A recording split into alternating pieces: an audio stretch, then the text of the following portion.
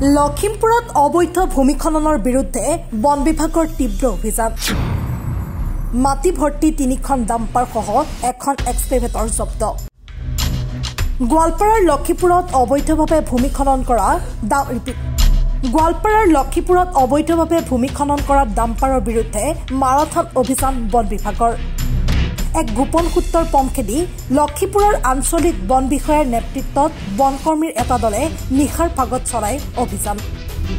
লখিমপুৰৰ মালাথৰা দীপালচং সংৰক্ষিত বনাঞ্চলত অবৈধ ডাম্পাৰৰ বিৰুদ্ধে বন বিভাগৰ এই অভিযানত জব্দ কৰে অবৈধভাৱে মাটি কঢ়িওৱা 3খন ডাম্পাৰৰ লগতে এখন এক্সকেভেটৰ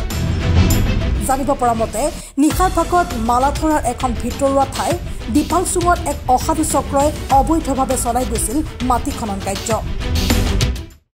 জেচিবিটা মালাধৰা দীপালচুং আমাৰ ৰিজাৰ্ভ ফৰেষ্টৰ পৰা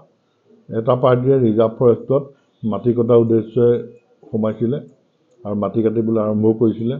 তেতিয়া আমি বিশেষ সূত্ৰে গম পাই লগালগ আমি 3টা ডাম্পাৰ আৰু এটা জেচিবি কাৰ্য কৰোঁ অফিচলৈ আনি জব্দ কৰোঁ তাৰ ওপৰত আমি অফেন্স ড্ৰ কৰিছোঁ সম্পূৰ্ণ আৰু মাটি যিখিনি কাটিলে সম্পূৰ্ণ মাটিখিনিৰ ওপৰতো অফেন্স ড্ৰ হৈছে ডাম্পাৰ জেচিবিৰ ওপৰতো অফেন্স ড্ৰ কৰা হৈছে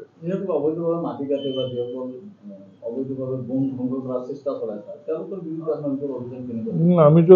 এতিয়া অভিযান পূৰা চলাই আছোঁ আৰু কেইবাটা মানুহ এতিয়া ধৰি জেলতো দিছোঁ মই আজি অলপ দিনতে 3-4টা মানুহ একেলগে ধৰি পেলাই জেলত দিছোঁ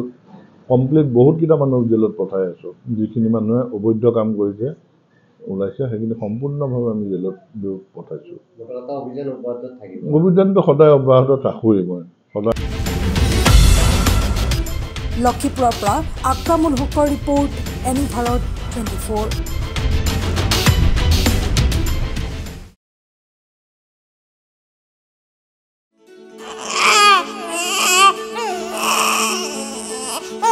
অভিনন্দন আপোনাৰ এজনী ছোৱালী জন্ম হৈছে